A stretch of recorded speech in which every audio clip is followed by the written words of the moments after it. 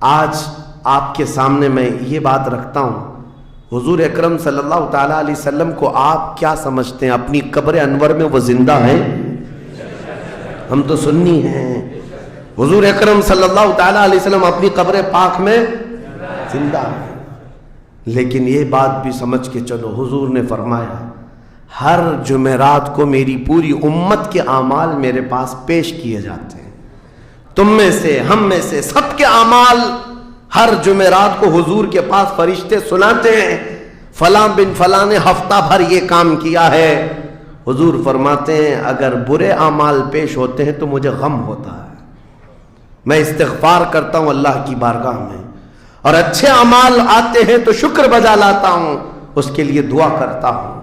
عزیزان گرامی وقار، کبھی پلٹ کر کے زندگی میں دیکھنا کتنے جمعرات ایسی چلی گئی ہوں گی جس میں ہمارے کون سے اعمال فرشتے لے جا کر کے سنا رہے ہوں گے۔ حضور اکرم صلی اللہ تعالیٰ علیہ وسلم کی بارگاہ میں جب ہمارے اعمال یہ کہہ کر سنائے جائیں، آقا آپ کا فلاں امتی بے خبر ہے، نہ نماز پڑھتا ہے، نہ ہی آپ پر درود پڑھتا ہے، نہ ہی وہ کبھی نیکیوں کی طرف آتا ہے، وہ تو گانوں کی دھن پر جی رہا ہے، صبح اٹھتا ہے، شام ہوتی ہے تو اس کو تو فلموں کے نغمے یاد ہیں، آپ کا کوئی قول یاد نہیں۔ بتاؤ میرے آقا صلی اللہ تعالیٰ علیہ وسلم کو فرشتے جب ہمارے متعلق یہ خبر دے رہے ہو، کیا حضور پاک صلی اللہ تعالیٰ علیہ وسلم کو اس بات کا قلق نہیں ہوتا؟ یہ وہ امت ہے جس کے لیے میں رات رات بھر کھڑے ہو کر دعا کرتا تھا، آج یہ ہم کو فراموش کی ہوئی ہے۔ زندگی گزارنے کا مقصد سمجھ جاؤ میرے عزیزوں، اسی لیے میں آپ کو کہتا ہوں کہ زندگی یہ نہیں ہے، حضور تاج الشریعہ رحمۃ اللہ علیہ نے فرمایا زندگی یہ نہیں ہے کسی کی کسی کے لیے، زندگی ہے نبی کی نبی کے لیے، نہ سمجھ مرتے ہیں زندگی کے لیے، جینا مرنا ہے سب کچھ نبی کے لیے۔ جو لوگ یہ سمجھ جائیں اس نقطے کو، انہوں نے زندگی کی مرادوں کو پا لیا ہے، وہ حصولیاب ہو چکے ہیں۔ لیکن جو اب تک بھٹکے ہوئے ہیں ان کو میں دعوت فکر دوں گا، ایک بار سوچ لو، ایک بار سوچ لو، ویسے ہی دنیا ختم ہونے والی ہے اور تمہاری موت آنے والی ہے، ایک بار سوچ لو، ایک بار سوچ لو کہ ہمارے ساتھ آخرت میں ہونا کیا ہے، قبر میں ہمارے ساتھ بیٹھنے والا کون ہے، ہمارے ساتھ تنہائی کا نگہبان کون ہے، اور محشر کے اس بھرے میدان میں ہمارا ہاتھ پکڑنے والا کون ہے۔ جب بار بار یہ سوچو گے تو اس فکر کو پہنچو گے کہ وہ صرف اور صرف ایک ہی ذات ہے، کون دیتا ہے دینے کو منہ چاہیے، دینے والا ہے سچا۔ حضور پاک صلی اللہ تعالیٰ علیہ وسلم کی طرف لو لگا دو۔ اس کو جن لوگوں نے اپنی زندگی میں پہچان لیا وہ امام اہل سنت بن گئے، مجدد وقت بن گئے۔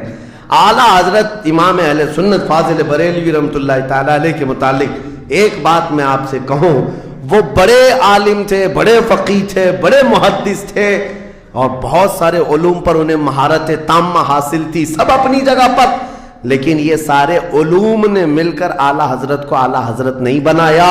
ان کو اعلیٰ حضرت بنانے والی چیز حقیقت میں عشق رسول ہے۔ حضور پاک صلی اللہ تعالیٰ علیہ وسلم سے بے انتہا لگاؤ یہ مقام پیدا کر دیتا ہے، یہ مقام۔ ورنہ عالم تو بہت سارے، کتابیں لکھنے والے بھی بہت سارے، لیکن جس نے عشق کی بولی بولی دنیا اس کو پہچاننے لگ جاتی ہے، دنیا اسے پہچاننے لگ جاتی ہے۔ زندگی کا مقصد وہ سمجھ گئے کہ ان کی غلامی کرنے میں ہی یہاں پر عروج و ترقی ہے۔ اسی کو خانوادہ اعلیٰ حضرت سے ان کے پوتوں تک بھی یہ فکر پہنچی۔ تاج الشریعہ نے فرمایا بلہوسن سیم و زر کی بندگی اچھی نہیں، ان کے در کی بھیک اچھی، سروری اچھی نہیں۔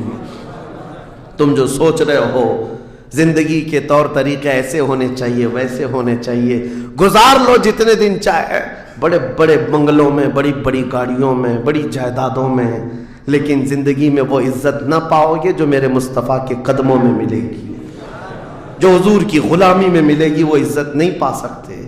عزیزان گرامی وقار، نبی کریم صلی اللہ تعالیٰ علیہ وسلم کے ان صحابہ کو دیکھتے ہیں جنہوں نے زندگی کو ضائع نہیں کیا، ایک پل بھی ضائع نہیں کیا۔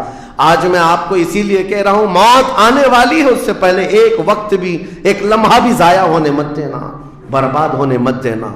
جو وقت ہے، میں مصر میں دیکھتا تھا بسوں میں بھی، اور کبھی کبھار ٹکٹ کاؤنٹر پہ جو لائن لگی رہتی تھی، ایک اسٹیکر لگایا گیا تھا، اکثر جگہوں پر یہ اسٹیکر پڑھنے کو ملتا تھا، اجعلوا الانتظار فی الاستغفار۔ یہ جو ویٹنگ ٹائم ہے، اس کو خالی کھڑے ہو کر کے مت گزارو، اتنی دیر استغفار کرو اور درود پاک تو پڑھو، وقت کو ضائع نہ کرو۔ تمہارے پاس اللہ نے وقت دیا، بیٹھے ہو تو پڑھو، کھڑے ہو تو پڑھو، کیونکہ یہ وقت تمہارا بربادی میں نہیں لکھا جائے گا، تمہارا یہ وقت ضائع کرنے والوں میں نہیں لکھا جائے گا۔ عزیزان گرامی وقار، آپ کو میں ایک بات بتا دوں، جن لوگوں نے اپنی زندگیوں میں بڑے بڑے محلات بنائے، آج ان کے لیے بھی تاریخ ہے، مگر کس انداز سے، کس انداز سے۔ آج دنیا نے آپ کو ایسے ڈائیورٹ کر رکھا ہے، جو کام ہونے کے تھے وہ نہیں کرنا ہے آپ کو، لا یعنی کاموں میں مصروف ہو گئے، جو چیز تمہارے حصے کی تھی نہیں اس پر انرجی خرچہ کرتے رہ گئے، اور جو چیز تمہارے کام کی تھی اس کو تو بھول ہی گئے۔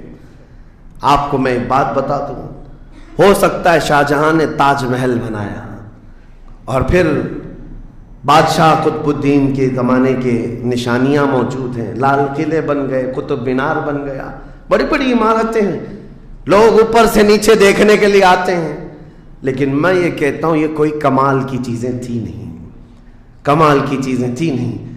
لاکھوں لوگوں کی محنتیں بھی لگی، پیسہ بھی لگا، اور بڑی عمارتیں کھڑی کر کے چلے گئے۔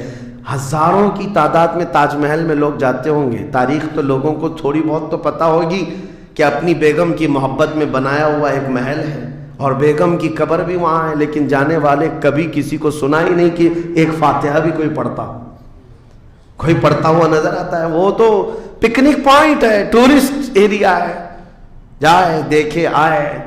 لیکن میرے عزیزو، یہ بڑے بڑے محلات اپنی ناموری کے لیے بنا کر تو چلے گئے، لیکن آؤ بریلی شریف کی سرزمین پر ایک مدرسہ جو اعلیٰ حضرت نے بنایا، مبارک پور کی سرزمین پر جامعہ اشرفیہ جو حضور حافظ ملت نے بنایا، یہ عمارتیں آج بھی دعوت دے رہی ہیں، ایک دو نہیں، ہر سال ہزاروں کی تعداد میں عالم اور مفتی وہاں سے نکلا کرتے ہیں۔ یہ کام کی چیزیں تھی جو بزرگوں نے کر دیا کہ امت کو ایسا کچھ دے جاؤ کہ وہاں سے آنے والا کچھ فیض اٹھا کر کے جائے۔ تاج محل لے کر کے کیا کرنا ہے؟ پیسے کمانا ہے یا ٹورسٹ ایریا بنانا ہے؟ لیکن ایک ایسا ادارہ جس میں پڑھ کر کے دنیا روشن ہوتی اور آخرت بھی روشن ہوتی۔ ہم سنیوں کے ہاں یہ چیزوں کی ضرورت تھی، ہمیں لا یعنی چیزوں میں مصروف کر دیا گیا ہے۔